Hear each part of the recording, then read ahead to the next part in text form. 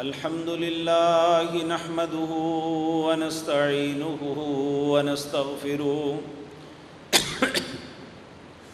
ونعوذ بالله من شرور أنفسنا ومن سيئات أعمالنا من يهده الله فلا مضل له ومن يضلل فلا هادي له وأشهد أن لا إله إلا الله وحده لا شريك له وأشهد أن محمدًا عبده ورسوله أما بعد فإن خير الحديث كتاب الله وخير الهدي هدي محمد صلى الله عليه وسلم وشر الأمور محدثاتها وكل محدثة بدعة وكل بدعة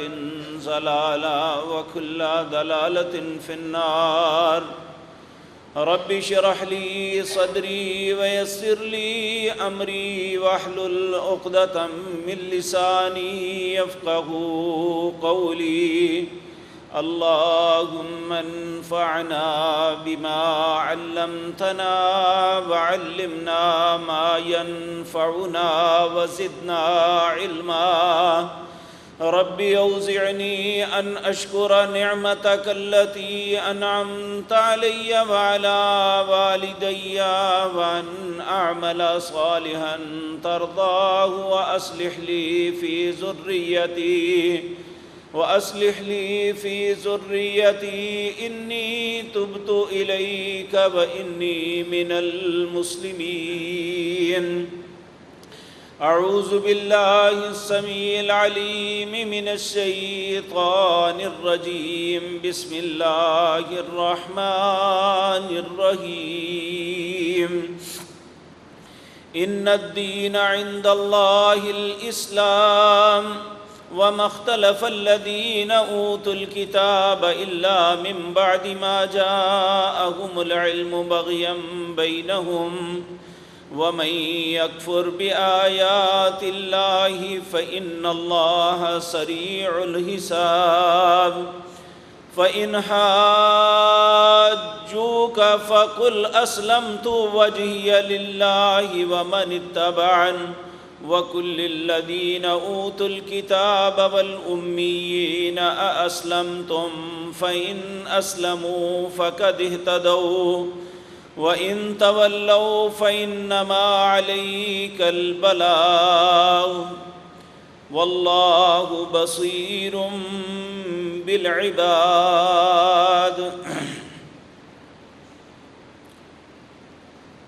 حضرات محترم، جب سے اللہ نے اس کائنات کو بنایا اور اس کائنات کے اندر اپنی مخلوقات میں سے بہترین مخلوق انسان کو بسایا، جب تک یہ زمین قائم رہے گی اور انسان اس میں بستا رہے گا، ہمیشہ سے اور ہمیشہ تک اللہ کا دین ایک ہی رہا ہے. اس دین کا نام ہے اسلام. اسلام سلم سے ہے. سلم کا مطلب ہے سلامتی. ایک اسلام کا مطلب ہے فرما بردار، اطاعت گزار. ہر وہ شخص جو اللہ کی اور اس کے رسول کی اطاعت کرتا ہے، اسے اس بات کا حق ہے کہ وہ اپنے آپ کو مسلمان کہے. اگر ایک انسان ایسا نہیں کرتا تو پھر اس سے یہ استحقاق چھن جاتا ہے جو اللہ کی فرما برداری اور اطاعت نہیں کرتا. لیکن یہ بات یاد رکھیں، ہمیشہ سے یہ بات رہی ہے اور شاید ہمیشہ تک رہے کہ اسلام کی تعبیر ہمیشہ لوگوں نے غلط کرنے کی کوشش کی ہے. جو آیات میں نے آپ کے سامنے پڑھی ہیں یہ سورۃ آل عمران ہے، اس کی آیت نمبر 19 20 یہ اپنے گھروں میں اٹھا کے دیکھ لینا۔ اس میں امت مسلمہ یعنی محمد الرسول اللہ صلی اللہ علیہ وسلم اور آپ کی امت کو اللہ اس بات سے خبردار کر رہے ہیں کہ آپ سے پہلے جو اہل کتاب تھے، علم ہونے کے باوجود انہیں ان صحیح اور غلط کا علم تھا، حرام اور حلال کی تمیز تھی، کیا اللہ کا حکم ہے اور کون سی باتیں نئی ایڈیشن ہے، یہ سارا کچھ معلوم ہونے کے باوجود انہوں نے اسلام کے معاملے میں ایسا طرز عمل اختیار کیا جو نہیں کرنا چاہیے تھا۔ بدقسمتی سے جس بات پہ اللہ نے پہلے لوگوں کی مثال دے کے ہمیں روکا تھا، آج وہی کام ہم بھی اسی طرح کر رہے ہیں جس طرح اہل کتاب نے کیا تھا۔ ان کے علماء بھی اپنے مقاصد کے حصول کے لیے، اپنے مفادات کے لیے اور جاننے کے باوجود لوگوں کے سامنے دین کی غلط تعبیر کرتے تھے، اور بہت سے لوگ لا علمی کی وجہ سے اس رستے پہ چل پڑتے، اور بہت سے لوگ تعصب کی بنیاد پہ ان کا ساتھ دیتے۔ یہ ایسا طرز عمل تھا، اور اسی طرح ہر دور کے اندر جو صاحب اقتدار لوگ ہیں انہوں نے بھی دین کو اپنی مرضی اور منشا کے مطابق استعمال کیا۔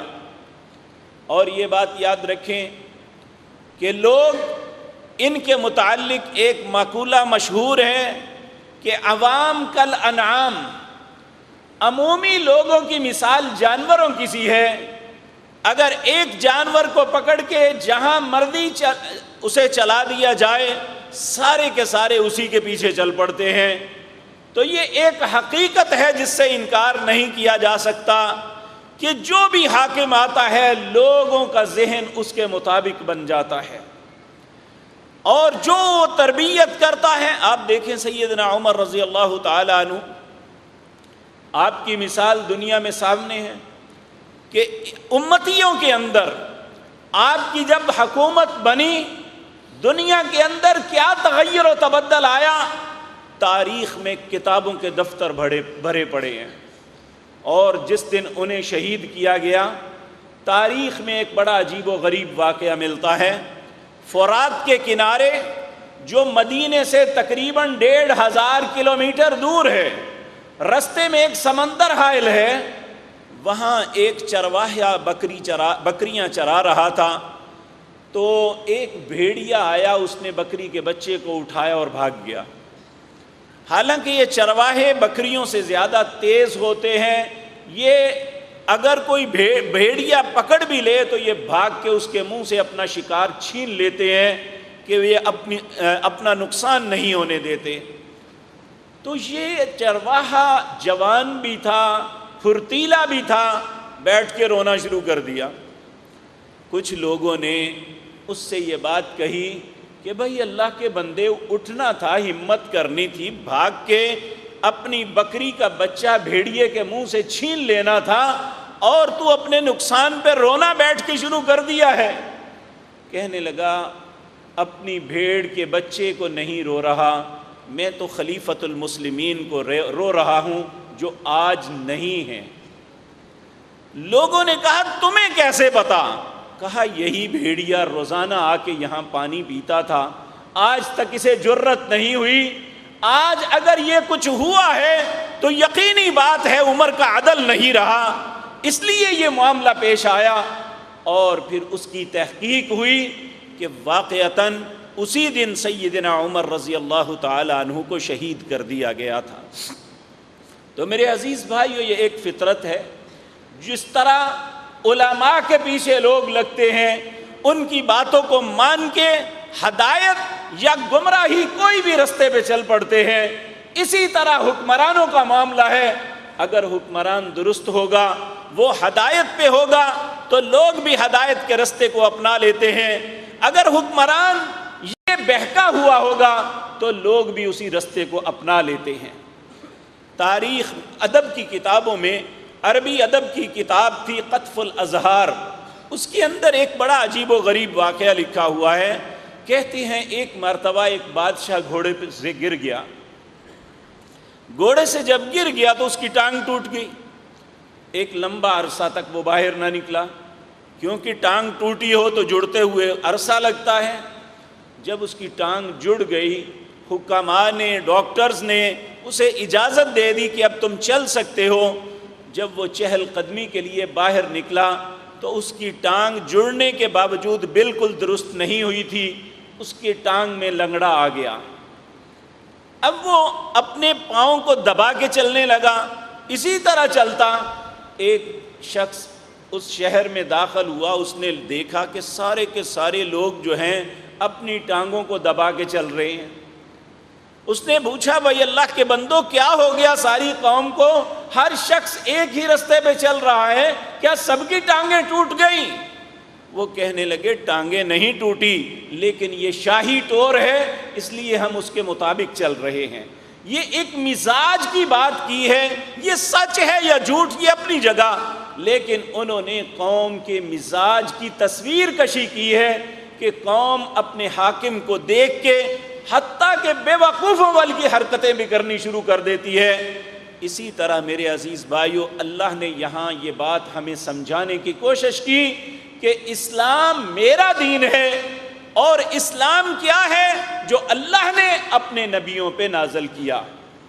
جب بھی اس کے اندر تغیر و تبدل ہوا، اللہ رب العزت نے پھر ایک نئے نبی کو دنیا میں بھیجا، اس پہ نئی کتاب نازل کر دی تاکہ اس کا دین خالص جو ہے یہ لوگوں کے سامنے موجود رہے۔ میرے عزیز بھائیو، اللہ نے آدم علیہ السلام سے لے کر سیدنا عیسیٰ علیہ السلام تک 310 کتابیں نازل فرمائی۔ ساری کی ساری کتابوں کو ان کے علماء نے، ان کے حکمرانوں نے، ان کے لوگوں نے اپنے مفادات کو مد نظر رکھتے ہوئے بدل دیا۔ اب اللہ نے امت محمد الرسول اللہ صلی اللہ علیہ وسلم جب انہیں یہ سب کچھ عطا کیا تو یہاں اللہ نے دوسری قوموں سے ایک معاملہ مختلف کیا۔ وہ یہ تھا کہ اللہ نے جو کتاب نازل کی جس کا نام قرآن تھا، اللہ نے کہا انا نحن نزلنا الذکر وانا لہ لحافظون۔ چونکہ آپ کے بعد کوئی نبی نہیں آنے والا اور اس کتاب کے بعد کوئی کتاب نہیں آنے والی، تو آنے والے زمانوں میں لوگ یہ نہ سمجھ لیں کہ شاید جب ہمارے پاس ہدایت کا رستہ ہی نہیں تھا تو ہم ہدایت کو قبول کیسے کرتے۔ اس چیز کو ختم کرنے کے لیے اللہ نے اپنی کتاب کی خود حفاظت فرمائی۔ اب 1439 سال گزر گئے، قرآن کریم جس حالت میں پیارے نبی جناب محمد الرسول اللہ پہ نازل ہوا تھا اسی حالت میں آج بھی ہمارے پاس موجود ہے۔ اگر کوئی شخص سمجھنا چاہے، اس دین کو پرکھنا چاہے، اس دین کو دیکھنا چاہے، اس راہ ہدایت کو طلب کرنا چاہے تو اس کے لیے کوئی مشکل نہیں ہے۔ لیکن ہمارا حال بھی پہلی قوموں جیسا ہوا، جس طرح وہ اپنے علماء کے پیچھے، انبیاء پہ بد اعتمادی کر دی، اپنے اماموں، اپنے مولویوں، اپنی صوفیوں کے پیچھے لگ کے ایک بربادی کا رستہ اختیار کر لیا، اپنے حکمرانوں کے پیچھے لگ کے انہوں نے ایک ضلالت اور گمراہی کا رستہ اپنا لیا۔ آج امت محمد الرسول اللہ بھی اسی رستے پہ گامزن ہے۔ اس لیے میرے عزیز بھائیوں، آج جب ہم دیکھتے ہیں جب بھی اسلام کی بات آتی ہے تو ایک مجلس میں اگر 10 لوگ بیٹھے ہوئے ہیں تو 10 لوگ ہی اپنے ذہن کے مطابق اسلام کے متعلق مشورہ دیں گے۔ کوئی شخص یہ نہیں سوچے گا کہ یہ تو دنیا کا سب سے حساس مسئلہ ہے، اس میں میں لا علمی کی وجہ سے کوئی ایسی بات نہ کہہ دوں جو اللہ پہ بہتان ہو جائے، یا پیارے نبی جناب محمد الرسول اللہ پہ بہتان ہو گئے تو میرا کیا بنے گا، یہ کوئی بھی نہیں سوچتا۔ جبکہ اللہ نے قرآن عزیز کے اندر فرمایا وَمَنْ أَظْلَمُ مِمَّنِ افْتَرَى عَلَى اللَّهِ كَذِبًا وَهُوَ يُدْعَىٰ إِلَى الْإِسْلَامِ، اس بندے سے بڑا ظالم کون ہے، اس سے بڑا گمراہ کون ہے جو اللہ پہ جھوٹ باندھ رہا ہے اور لوگ بیچارے سمجھتے ہیں یہ اسلام کی بات کر رہا ہے۔ آج جدید دور، میڈیا کا دور، خصوصاً سوشل میڈیا نے اس خباثت کو اور زیادہ پھیلا دیا۔ کتنے ہی بد نصیب لوگ ہیں جو اللہ کا نام لے کے بے شمار باتیں کرتے ہیں جو اللہ نے کبھی کہی نہیں۔ یہی طرز عمل تو یہود کا تھا، اور پھر ان کے عوام الناس کا طریقہ کار یہ تھا کہ جو بات سن لی اس پہ عمل کر لیا، یا جو بات سن لی اسے سچ مان لیا، جبکہ ہمارے نبی جناب محمد الرسول اللہ صلی اللہ علیہ وسلم نے یہ بات ارشاد فرمائی کہ کفا بالمرء کذبا ان یحدث بکل ما سمع، کسی بندے کے جھوٹا ہونے کے لیے اتنا ہی کافی ہے کہ وہ ہر سنی سنائی بات کو آگے چلانا شروع کر دے۔ آج یہ طرز عمل بحیثیت مسلمان ہمارا بن چکا ہے۔ جو کسی نے بات سنائی، اس میں کوئی شک نہیں کہ بہت سے لوگ اسلام کی محبت میں یہ کرتے ہوں گے کہ چونکہ اسلام کی بات ہے، ایک خوبصورت کلمہ ہے، خوبصورت ہوگا، لیکن اس وقت تک اسے اسلام کا نام نہیں دیا جا سکتا جب تک اللہ رب العزت کی طرف بات کی تصدیق نہ ہو جائے کہ واقعتاً اللہ نے اپنی پاک کلام میں یہ بات ارشاد فرمائی ہے۔ پھر اس کے بعد دوسرا ہے رسول اللہ کی ذات مطہرہ۔ نبی کریم صلی اللہ علیہ وسلم، آپ کے متعلق آپ نے خود فرمایا کہ من کذب علی متعمدا فلیتبوأ مقعدہ من النار۔ اسلام نام ہے دو چیزوں کا، یا اللہ کی کتاب کا یا اس کے رسول کے طریقے کا، تیسری چیز کا نام اسلام نہیں ہے۔ میں اگر بات اپنے پاس سے کرتا ہوں تو اس کا نام دین نہیں، بے شک میں اسلام کی ایک اہم جگہ پہ کھڑا ہوں۔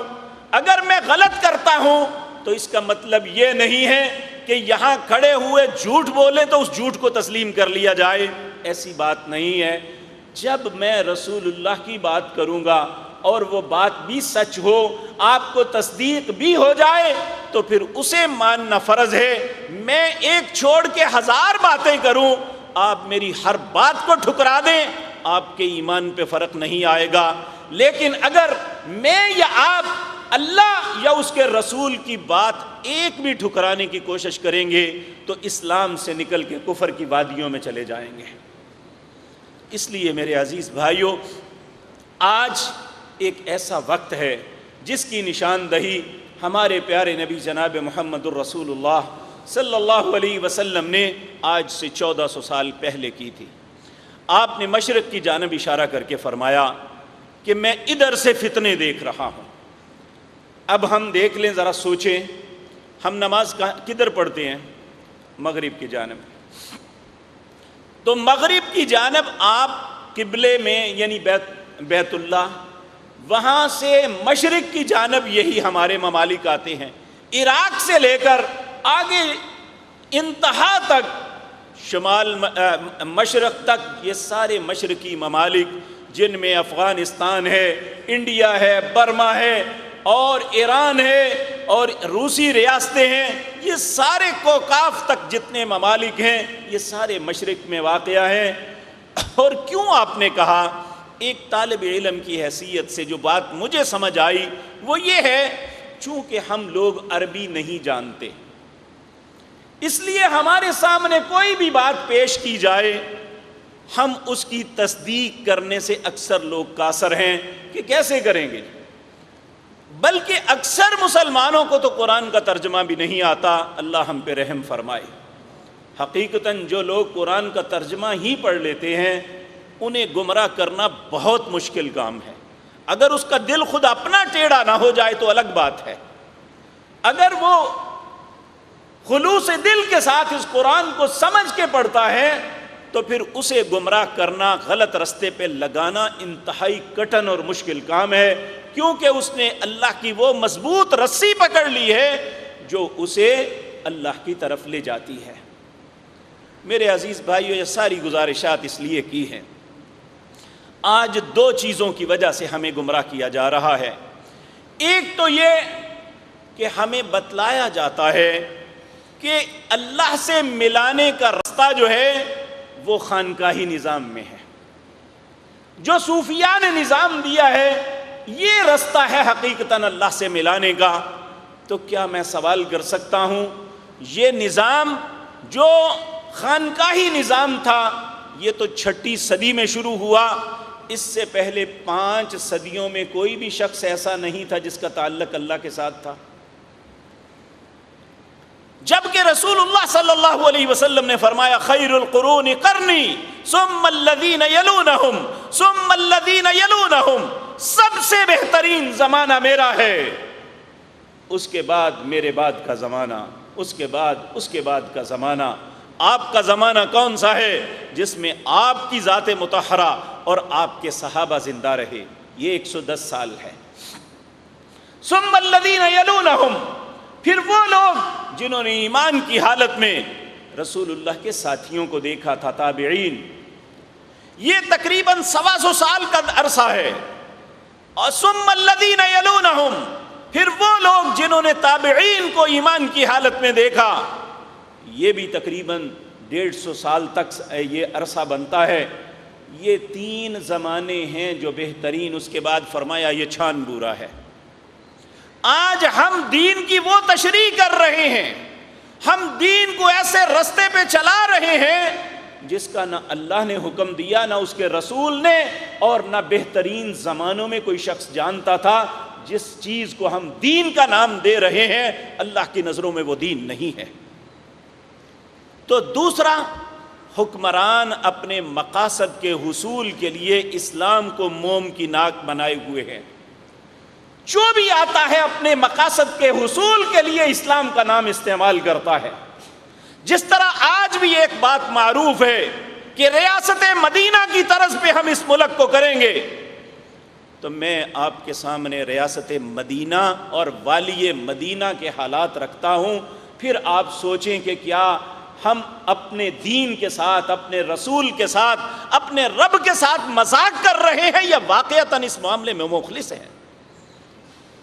میرے عزیز بھائیوں, نبی کریم صلی اللہ علیہ وسلم جب ریاست مدینہ کی بنیاد رکھی, اس سے پہلے آپ کو معلوم ہے, جو سیرت کے متعلق تھوڑا سا بھی معلومات رکھتا ہے, کہ نبی کریم مکہ کے اندر انتہائی بے بسی کی زندگی بسر کی. نبوت کا اعلان کرنے سے لے کر 13 سال تک مکے کے اندر انتہائی مظلومیت کا وقت گزارا, انتہائی سختی کے ساتھ وہ وقت گزارا. جب اللہ نے ہجرت کے بعد آپ کو مدینہ میں چھوٹی سی مملکت بنانے کے بعد اس کا سربراہ بنایا, تو آپ نے اس کی بنیاد کیسے رکھی؟ اس کے بعد میں اور آپ اپنے کردار کے متعلق سوچیں, اپنے معاشرتی کردار کے متعلق سوچیں, اپنے حکمرانوں کے متعلق سوچیں.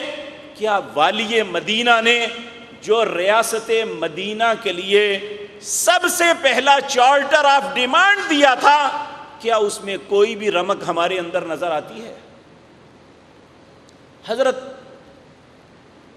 عبداللہ بن سلام یہ ایک یہود کے بہت بڑے عالم دین تھے, بڑے پڑھے لکھے آدمی تھے, اور یہود کے اندر ان کی بڑی عزت تھی.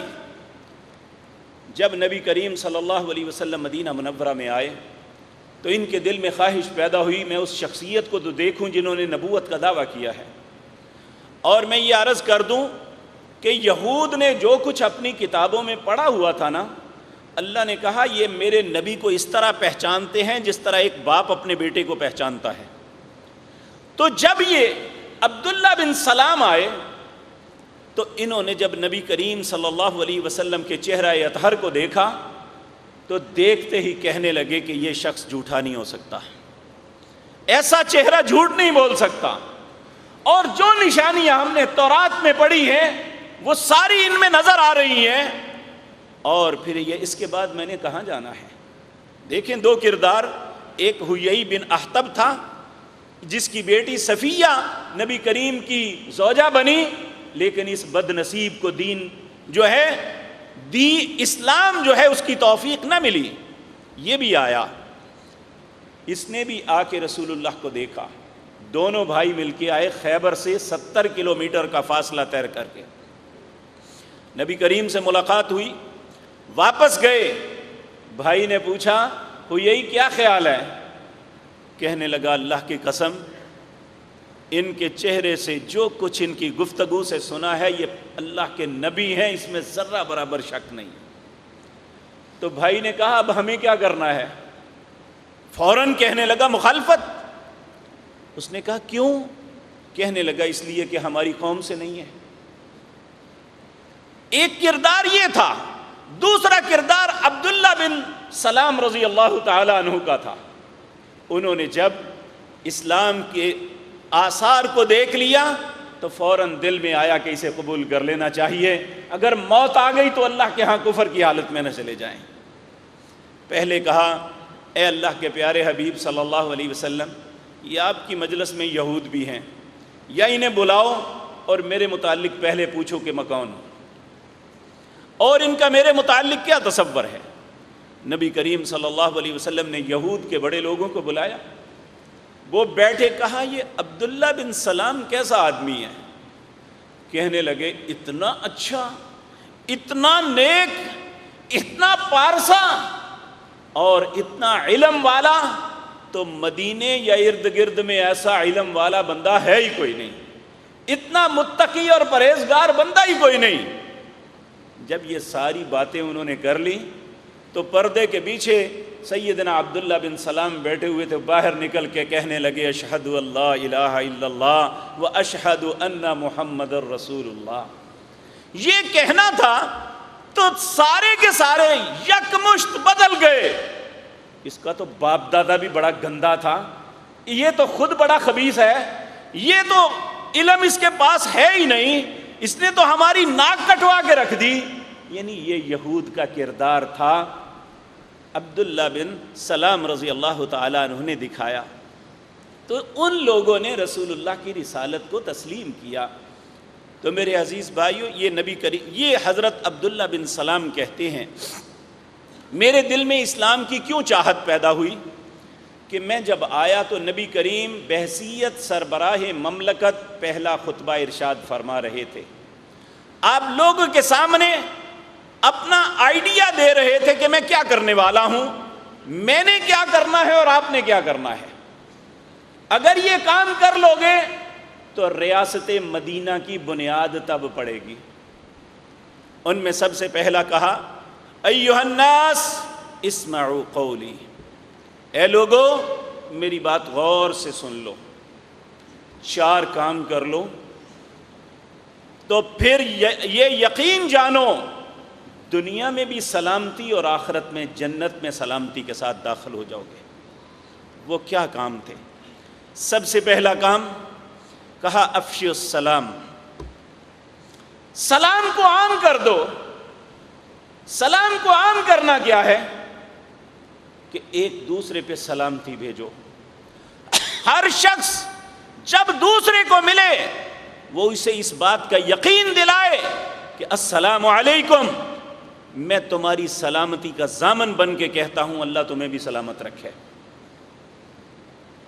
اب ذرا غور کی بات یہ ہے کہ سلام ہم بھی کہتے ہیں، لیکن ہمارے دل میں اس شخص کی سلامتی کے متعلق ذرہ برابر بات نہیں ہوتی۔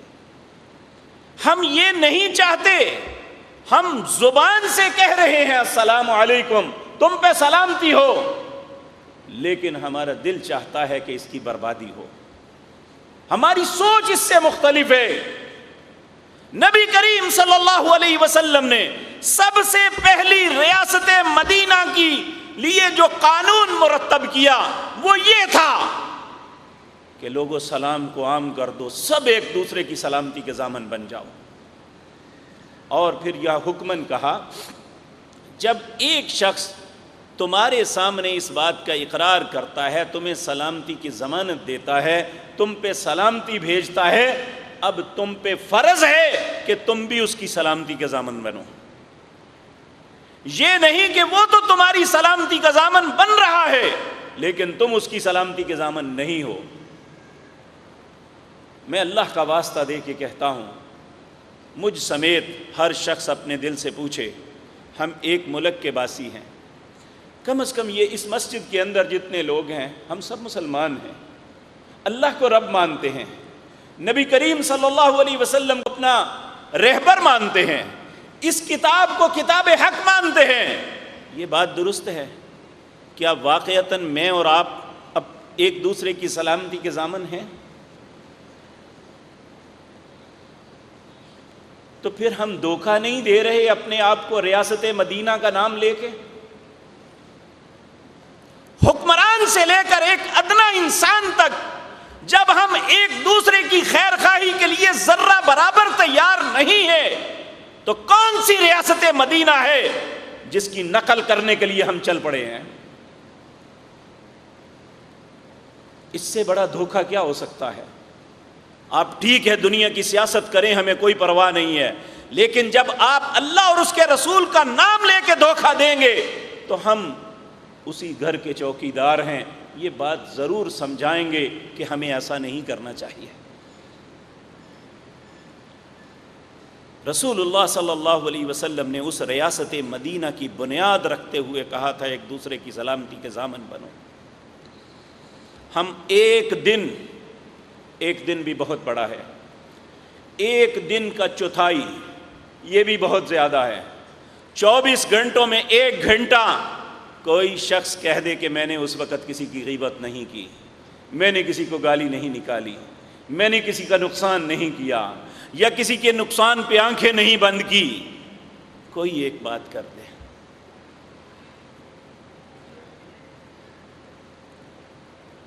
نبی کریم صلی اللہ علیہ وسلم نے اس ریاست کی پہلی اینٹ یہ رکھی تھی افشوا السلام، دوسری وَطْعِمُ الطَّعَامِ، دوسرے کو کھلانا، اس سے کھانے کی کوشش نہ کرنا۔ اور آج اس مفادات کی جنگ میں میرا اور آپ کا کردار کیا ہے؟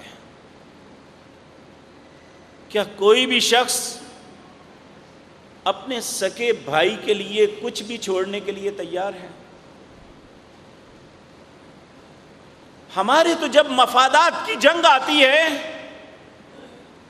تو ایک ماں کی کوکھ میں جنم لینے والے، ایک باپ کی پشت سے نکلنے والے بہن بھائی آپس میں دشمن بن جاتے ہیں۔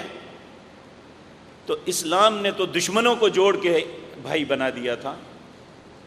ریاست مدینہ میں تو اوس اور خزرج جو 3 صدیوں سے ایک دوسرے کو قتل کر رہے تھے، جن کے متعلق اللہ نے کہا لو انفقت ما فی الارض جمیعا ما الفت بین قلوبہم، اگر زمین ساری بھر کے آپ کو سونا دے دیتا اور سارے کا سارا سونا آپ ان اہل مدینہ کے ان دونوں خاندانوں میں بانٹ دیتے، ان کے دلوں میں محبت نہیں ڈال سکتے تھے۔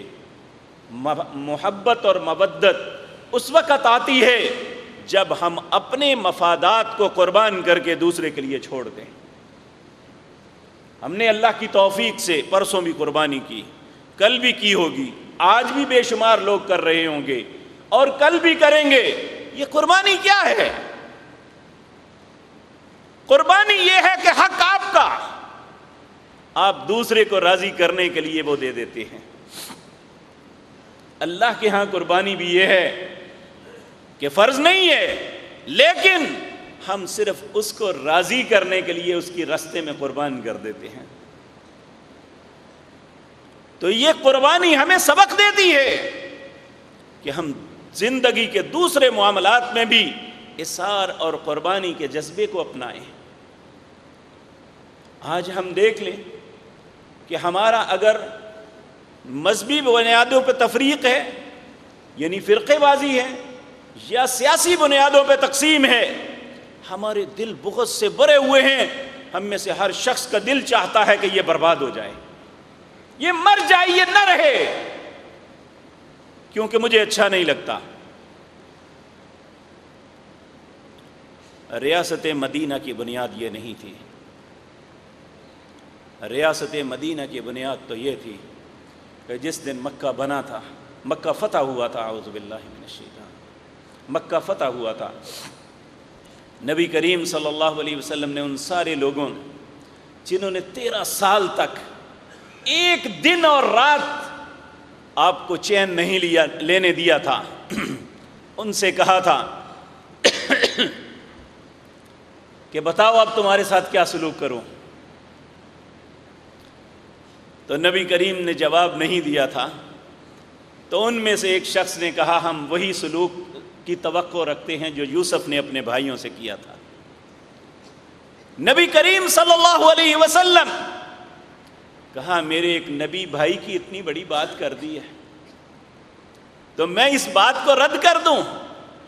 اسی وقت کہا اس نے اگر کہا تھا تو میں بھی کہتا ہوں لا تثریب علیکم اليوم وانتم الطلقاء، آج کے بعد تم میں سے کسی سے کوئی باز پرس نہیں ہوگی، جاؤ سارے آزاد ہو۔ یہ تھی ریاست مدینہ، جہاں مفادات نہیں دیکھا جاتا تھا، جہاں مخالفت نہیں دیکھی جاتی تھی، یہ میرا مخالف تھا، یہ موافق تھا۔ اس وقت یہی تھا کہ اب مجھے اللہ نے یہ منصب دیا ہے تو یہ سب میرے ہیں۔ اور میرے عزیز بھائیوں، دوسری بات یہ کہا، پہلی بات افشی السلام، دوسری بات وطعم الطعام، تیسری بات وصل الارحام، صلہ رحمی کرو۔ صلہ رحمی کیا ہے؟ آپ نے فرمایا یہ نہیں جو آپ کے ساتھ اچھا ہے آپ اس کے ساتھ اچھے ہیں، صلہ رحمی یہ ہے جو آپ کے ساتھ غلط ہے آپ اس کے ساتھ اچھے ہوں۔ والی مدینہ کا کردار یہ تھا کہ دو لوگ آ رہے ہیں، آپ اماں جی عائشہ کے ساتھ اپنے دروازے پہ کھڑے ہیں، آپ ان کے متعلق کہا یہ بندے اچھے نہیں ہیں، ان کا کردار معاشرے میں اچھا نہیں ہے، ان کے متعلق گفتگو کی۔ جب وہ قریب آئے تو نبی کریم صلی اللہ علیہ وسلم بڑے اچھے طریقے سے انہیں ملے، بڑے خوش مزاجی کے ساتھ، اچھے اخلاق کے ساتھ ان سے بات کی۔ وہ چلے گئے، اماں جان نے پوچھ لیا یا رسول اللہ آپ نے تو کہا تھا اچھے نہیں ہیں، تو پھر آپ نے ان کے ساتھ ایسا کیوں کیا؟ آپ نے فرمایا عائشہ تو نے مجھے بدخلق کب پایا ہے؟ اور یہ بات تو اللہ نے اپنے حبیب جناب محمد الرسول اللہ کو کہی تھی، ادفع باللتی ہی احسن فاذا الذی بینک وبینہ عداوۃ کانہ ولی حمیم۔ اپنے دشمن سے بھی اچھے طریقے سے مدافعت کرنا، تمہارا بدترین دشمن بھی دوست بن جائے گا۔ آج جب ہمیں قوت و طاقت ملتی ہے، جب ہم منصب ملتا ہے، تو ہم تو اسے کہتے ہیں کہ بلڈوزر کے نیچے لٹا کے اسے بالکل پیس کے رکھ دو، اس کے اوپر روڈ رولر چلا دو، اس کی ہڈیاں تک پیس کے رکھ دو۔ ریاست مدینہ اس کا نام نہیں ہے۔ کہا صلہ رحمی کرو۔ صلہ رحمی یہ ہے جو آپ کے ساتھ غلط ہے آپ اس کے ساتھ اچھا کردار ادا کریں۔ ہمارے ایک بزرگ عالم دین تھے، اکثر مرتبہ یہاں بھی تشریف لاتے تھے، حافظ عبد الرشید اظہر رحمہ اللہ۔ ان کے برادر ان لا جو تھے ان کا بڑا اختلاف تھا آپس میں، 13-14 سال ان کی آپس میں کلام ہی نہیں تھی، لیکن یہ کہتے ہیں کہ میں ہمیشہ جاتا تو سب سے پہلے ان کے گھروں میں پھر اپنے گھر میں جاتا، اور جب بھی جاتا میرے ساتھ وہ ہمیشہ غلط سلوک کرتے، بدتمیزی کرتے۔ میں بہرحال کہتا کہ میں صلہ رحمی کے جذبے کے تحت آئے ہوں، اور چونکہ وہ ایک ذمہ دار خاندان کے تھے، ان کی زبان بھی بڑی لمبی ہوتی ہے، وہ ہر سال یہ خود انہوں نے بات سنائی، میں نے اپنی کانوں سے ان کی سنی ہے، کہنے لگے میرے ذہن میں ایک خلش تھی کہ اللہ نے قرآن میں بھی کہا ہے، رسول اللہ نے بھی فرمایا کہ تم صلہ رحمی کرو، ایک وقت آئے گا کہ وہ بھی تمہارے ساتھ صلہ رحمی کرے گا۔ کہتے ہیں 13 سال تھوڑا سا عرصہ نہیں ہوتا، 13 یا 14 سال انہوں نے کہا کہ جب بھی میں اسلام آباد سے خانے وال جاتا تو میں سب سے پہلے ان کے گھروں میں جاتا، لیکن ہر دفعہ میری بے عزتی کرتے۔ 13 یا 14 سال گزرنے کے بعد کہنے لگے میں بڑا ڈسہارڈ تھا دل میں، آخر کیوں نہیں ہو رہا سب کچھ۔ میں سفر میں آتا دعا کرتا، یا اللہ میں تیری کرامت دیکھنا چاہتا ہوں، تیرا معجزہ دیکھنا چاہتا ہوں۔ کہتے ہیں جب میں واپس آیا، خانے وال پہنچا، تو انہیں پہلے سے پتہ تھا کہ میں آ رہا ہوں، تو وہ اڈے پہ مجھے لینے کے لیے آئے اور مجھے کہنے لگے اپنے گھر چلو۔ میں نے کہا نہیں، میں جو روٹین ہے اس کے مطابق۔ کہنے لگے اپنے گھر چلو، ہمیں آپ سے کام ہے۔ اور جب گھر چلے گئے تو کہنے لگے 13 سال تک جو ہماری زبان پہ آیا ہے ہم نے آپ کے ساتھ کیا، لیکن آپ نے پورے حوصلے کے ساتھ برداشت کیا۔ آج اس کا وقت ہے کہ ہم اس کا مداوع کریں۔ ہم اپنی ایک ہی بیٹی ہے، میں اس کا رشتہ لے کے آیا ہوں، اپنے بیٹے کے لیے قبول کر لو۔ یعنی حقیقت بات یہ ہے کہ نبی کریم صلی اللہ علیہ وسلم نے جو بنیاد عطا کی تھی، جو صحابہ نے اپنائی تھی، آج بھی اس کی جھلک دیکھنا چاہتے ہیں تو ہم دیکھ سکتے ہیں۔ اور چوتھی بات یہ فرمائی صلو باللیل والناس نیام، صرف 5 نمازوں پہ اکتفا نہ کرنا، ان کو چھوڑنے تک کا تو کبھی سوچنا بھی نہ۔ جب رات کو لوگ سو رہے ہوں تم پہ وہ نماز فرض بھی نہیں ہے۔ جب رات میں لوگ سو رہے ہوں تو تم رات کو کھڑے ہو کے اللہ کی بارگاہ میں قیام کرنا۔ تو پھر میں تمہیں وعدہ دیتا ہوں، ادخل الجنت بالسلام، دنیا میں سلامتی جو ملے گی وہ تو اپنی جگہ، جنت کے اندر بھی سلامتی کے ساتھ داخل ہو جاؤ گے۔ تو میرے عزیز بھائیو، یہ ریاست مدینہ کا آغاز تھا۔ پھر یہ اسی طرح ریاست مدینہ چلتی رہی، اپنی ترقی کی منازل کو طے کرتی رہی۔ پھر ایک وقت آیا جب فوج در فوج لوگ دین اسلام میں داخل ہونے لگے۔ پھر آپ نے اپنے حج کا اعلان فرمایا۔ اس وقت مسلمانوں کا سب سے بڑا، آج بھی مسلمانوں کا سب سے بڑا اجتماع ہے، لیکن اس وقت 80% جو مسلمان تھے وہ آپ کے ساتھ حج کے لیے گئے ہوئے تھے۔ آج تو اربوں مسلمان ہیں، چلو 20-30 لاکھ جاتے ہیں، لیکن اس وقت 80% لوگ، عورتیں یا بیمار یا جن کے پاس سواریاں نہیں تھی وہ نہیں جا سکے، وگرنہ سب لوگ گئے۔ پھر آپ نے آنے والے وقتوں کے لیے قیامت تک لوگوں کے سامنے ایک چارٹ آف ڈیمانڈ پیش کیا، جسے خطبہ حجۃ الوداع کہتے ہیں۔ اس میں اپنی امت کی کیا رہنمائی کی، اللہ نے مجھے زندگی اور توفیق دی تو انشاءاللہ وہ آپ کے سامنے عرض کروں گا۔ شاید میرے یا آپ کے دل میں آپ کی کوئی بات اتر جائے، وہی بات ہماری نجات کا ذریعہ بن جائے۔ اقول قولی ھذا واستغفر اللہ۔